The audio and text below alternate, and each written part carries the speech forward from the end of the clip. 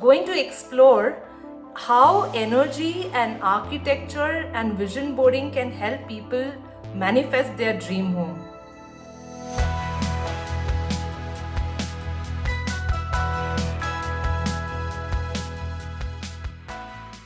I wanted you to quickly introduce yourself so that the viewers know who you are.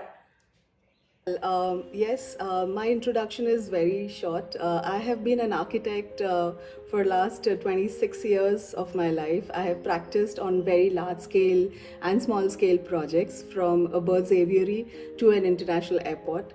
My niche area of design is boutique houses, boutique commercial spaces. I do engage and I do like to work on it. I do like to focus on Vastu and energy, and that's where I'm talking to you, and I want to bring together this particular understanding to the folks who want to do up their spaces. So I think your intro will tell them more. Why don't you tell about yourself? So, about myself, I'm Ranjani Rao. I'm based out of Bangalore. I was in the industry, IT industry, for more than 20 years. But then there was a calling that I had to follow, and I was nudged to then go into an entrepreneurial journey. So now I pursue life coaching, executive coaching, and facilitation in the leadership space. And I'm very, very passionate about energy and well being. And these two things actually bring us together. I'm really thankful to the stars and the angels that brought us together, where we are going to explore how energy and architecture and vision boarding can help people manifest their dream home.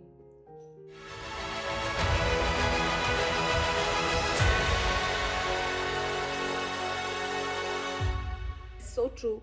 So truly said, Ranjini. When people come to us and they say that they want to design a house, my few questions to them is what kind of energy you want to feel? What do you perceive in every corner, every nook of your house? And it's not always the brick and wall and concrete, put together to build a space. It's a little more deeper these days, and that's where I think if these early conversations are made in tandem with you. And the client, I think architects also can have a better vision in terms of what really a good home with good energy can feel like.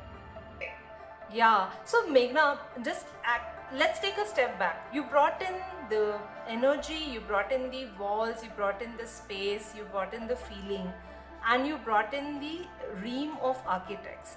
Before even we get in there, how about we talk about how this is impacting people today? Maybe we'll start with your experience. I will also share my experience, and then our viewers can get an idea as to why we are even bringing up this topic today. Yeah, so in my early days of designing a particular project, I happened to design a building which was similar floor plan in two parallel plots.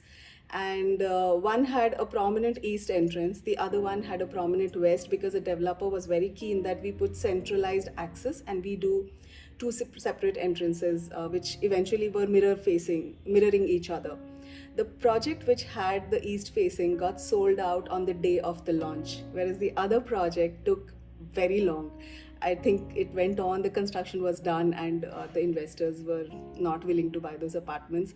This really got me thinking. This is the first time I started thinking that if the floor plans are same, if the layouts are same, why is one project selling like hotcake and the other one has absolutely no interest from the clientele? So that's the first trigger for me to understand that Vastu, or probably something on the energy lines, was affecting the project. I heard about hot cakes and not selling, and when it comes to property, right, especially in India, that's such a touchy feely subject. People are talking about buying new homes or selling their old property and reconstructing and so on. If I were to connect it back to my own journey in Reiki and in buying homes, right? I have been moving from various cities, but something made me want a bigger home. And when I manifested it, I did not feel that. You can say that yes, it was positive, but it did not feel that it was giving the best potential of what we were capable of.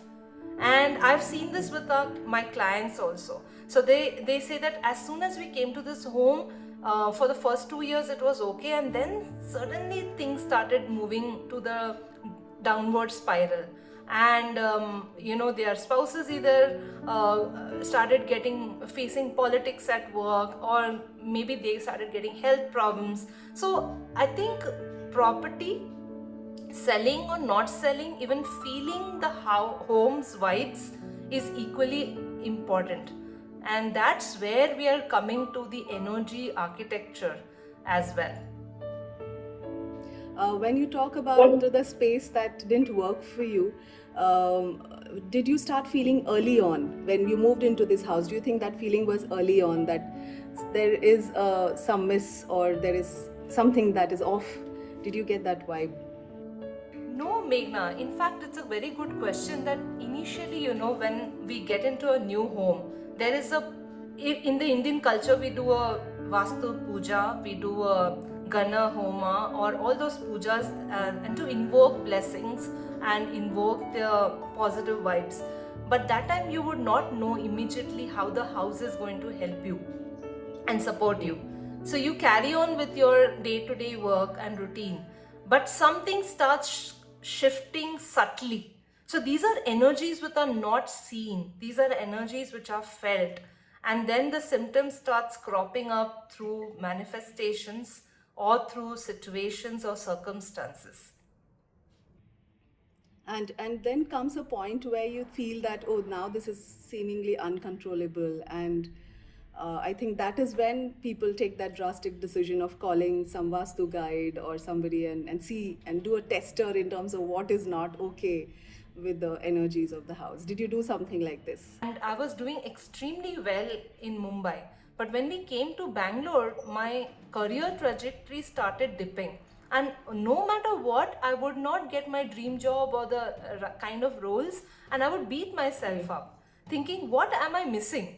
So the question used to be, what am I missing? And then I used to go and do that.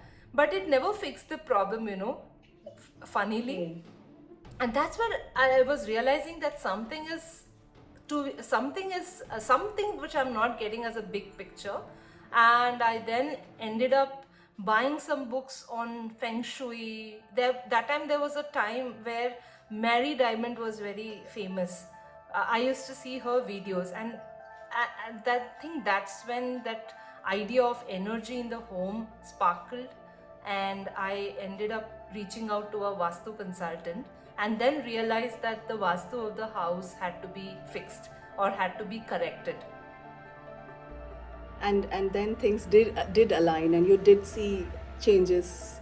Put some kind of energy icons or pyramids. A lot of these are spoken of, but did you go that route, or did you work with certain paints, colors? What were these things that you did which really allowed you to change the energy? So that's a very good question. In fact, we're getting into the solutioning, but I want to pause and check, Meghna, as an architect, right? Yep. When you are hearing my story, let's say I had to ask you, when I was facing this problem, what would have been your ideas or perspectives?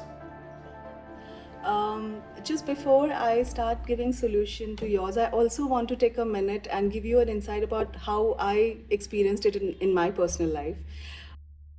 Yeah, so when I moved into the premises, which was our family home, I realized it was a south-facing house. Now, in the south of the country, I think now everywhere in the country, people understand what is a south-facing villa, what is a east-facing villa.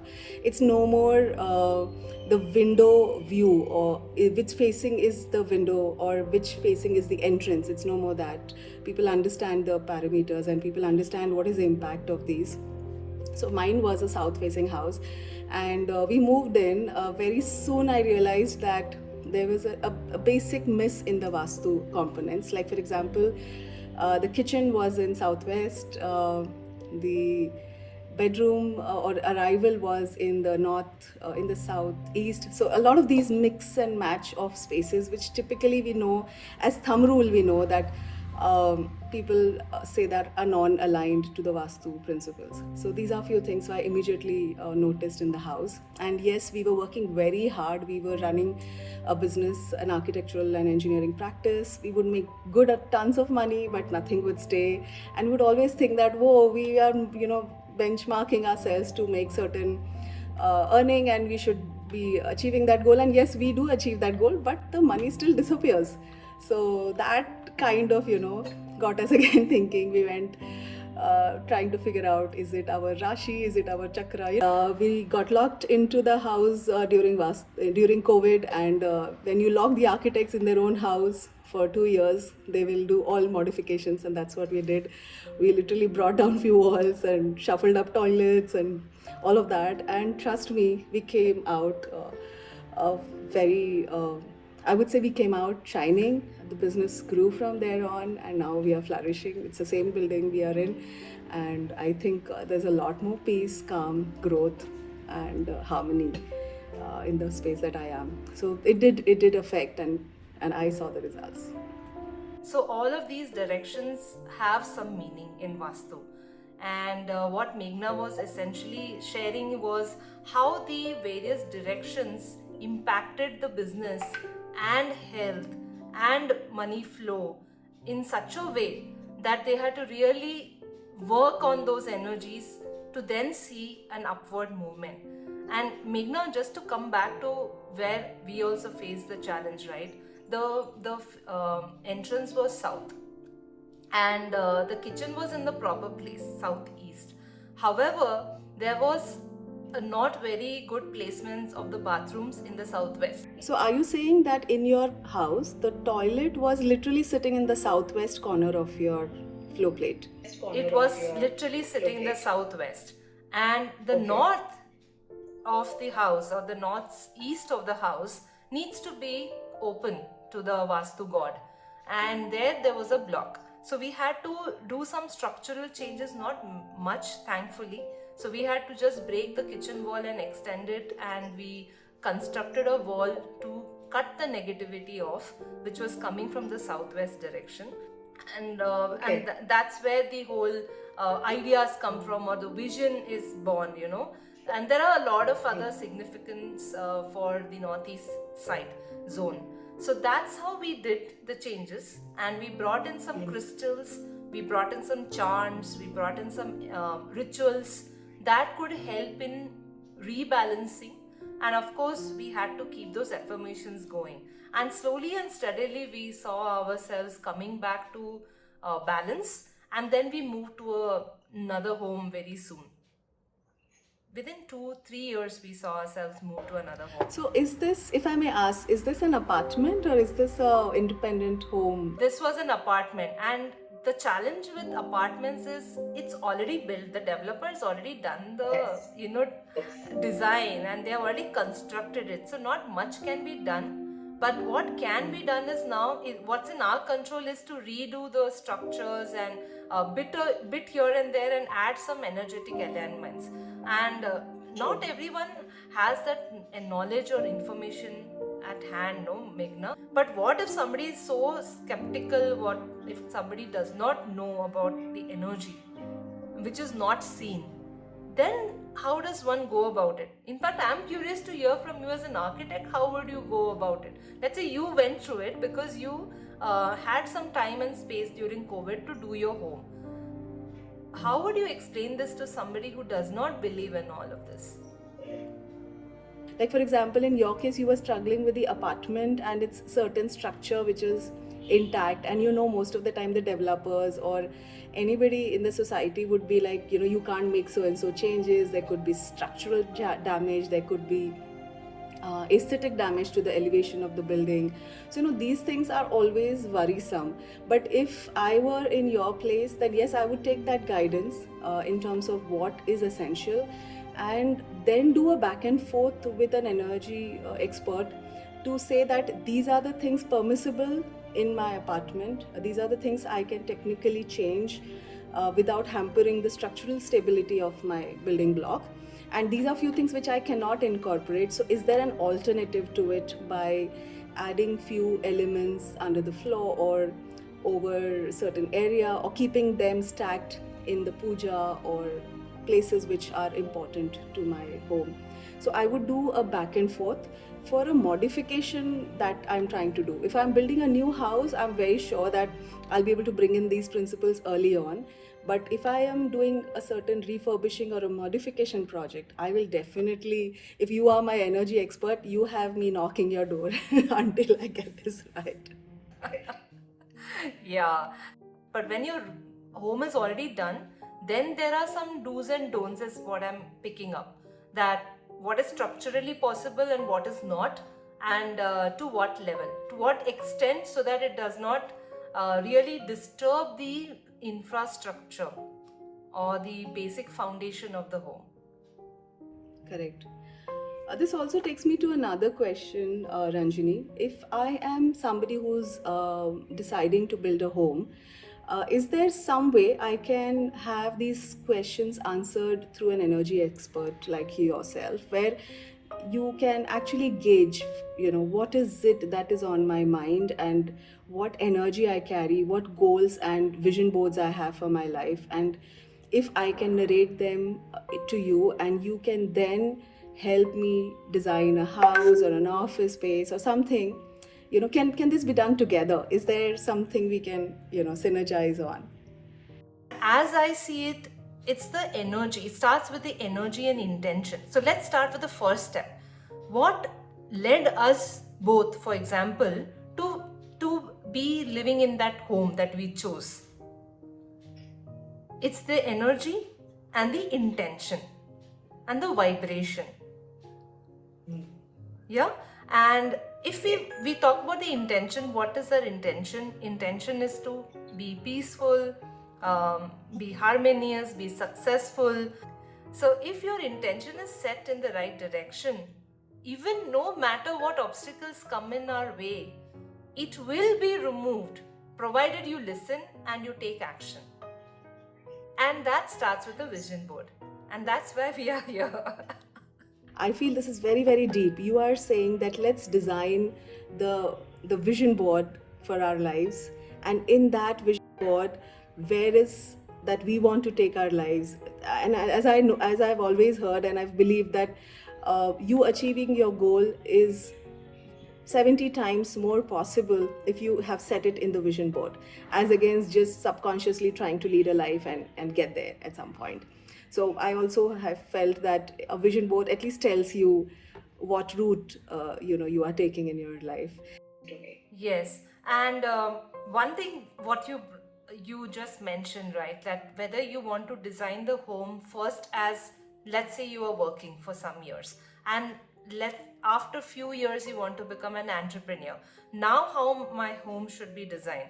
So in a traditional method, any individual or career professional will look at, right now I'm living in this home and I'm maybe a professional in the corporate, and maybe 2 years down the line I want to start something on my own.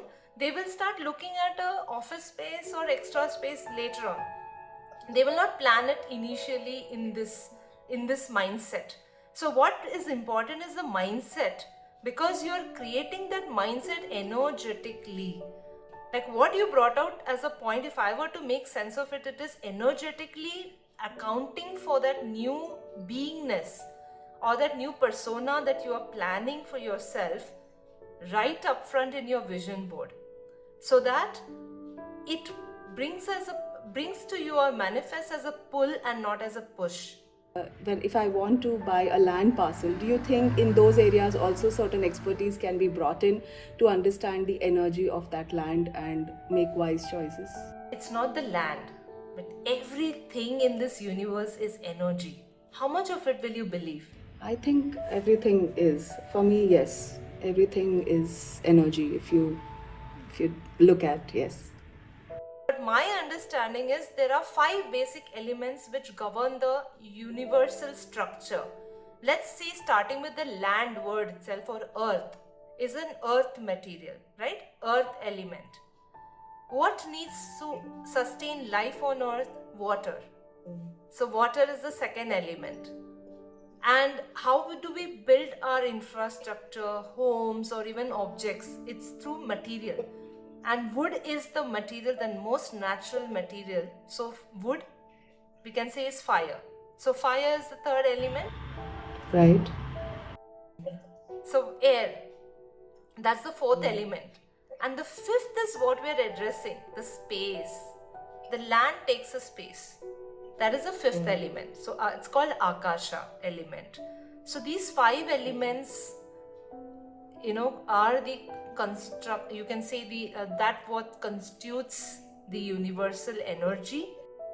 And in fact, I would like to invite you to share, as an architect, what do you observe? Like when you do it for clients, like you do a home, what do you look for? For us architects, the land is very, very critical to what the build form is eventually going to be.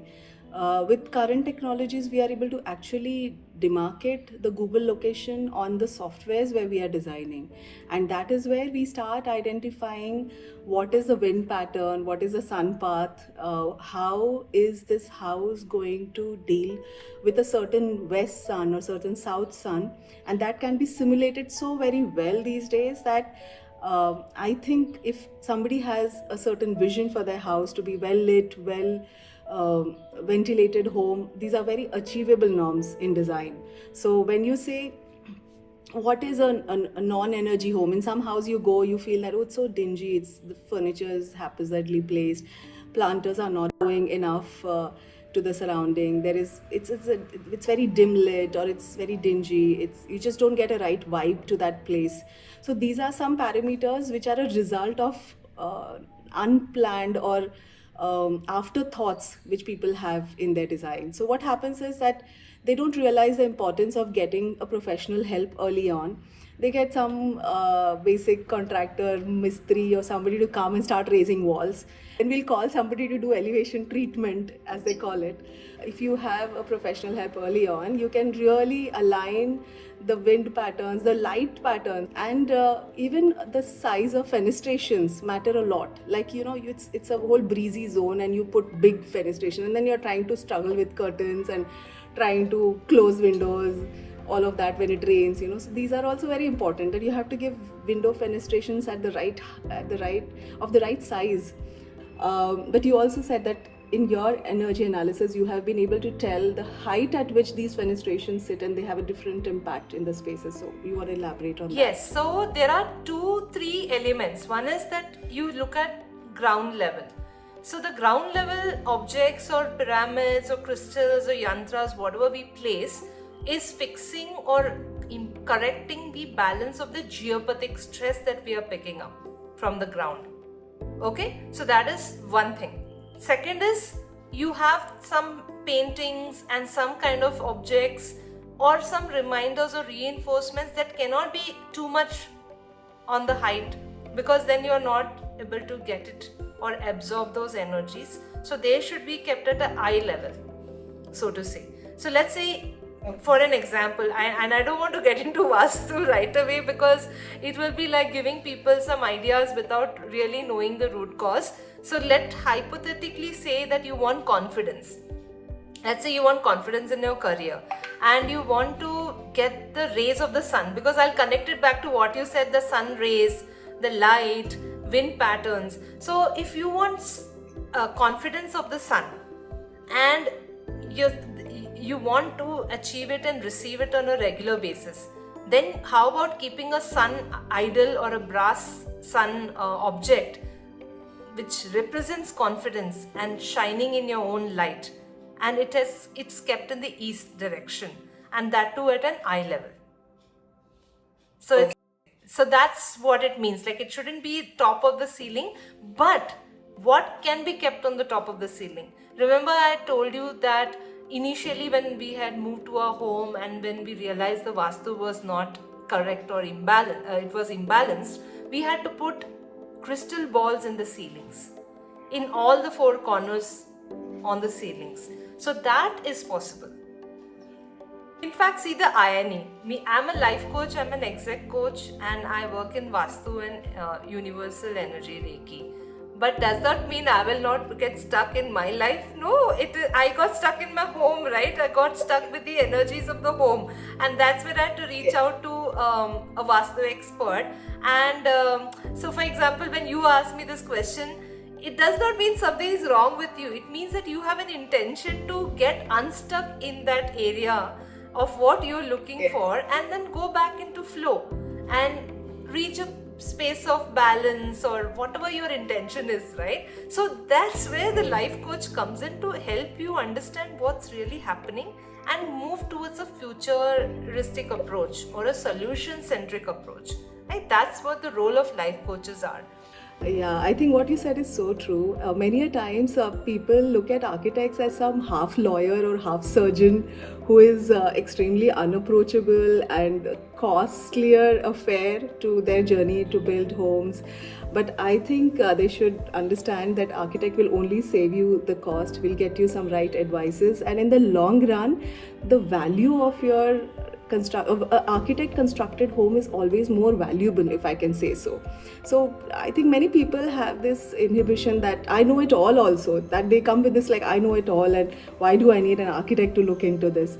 But I've always felt everybody is professionally learned and they understand the subject matter, and they nowadays are more approachable. So if you have anything on your mind in terms of how you want to perceive your goals, in terms of the spaces that you want, you can always put together a few Pinterest, you can put together some thought processes and then sit with your architect. So let me re-articulate it.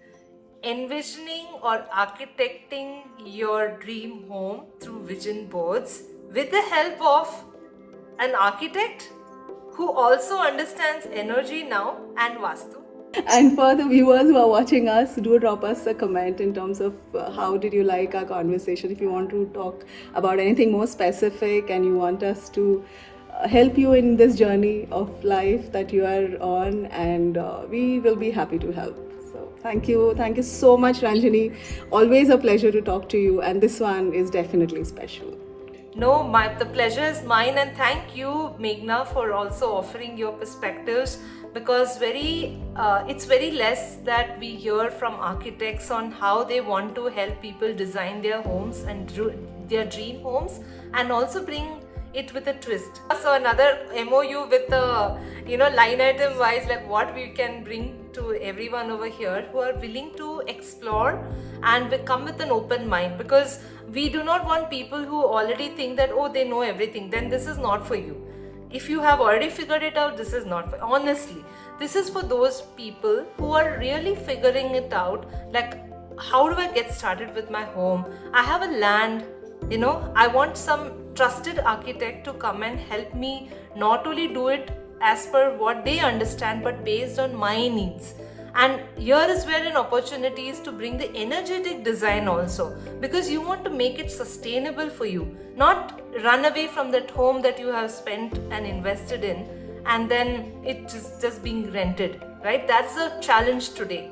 If you see, every second home or first home is being lent out, and then people find another home thinking that is going to fix their problems. So why not address it here and now and design it in a way which suits you in a sustainable manner? Absolutely. So thank you once again, dear. We'll catch up soon on our part 2 of this episode. Till then,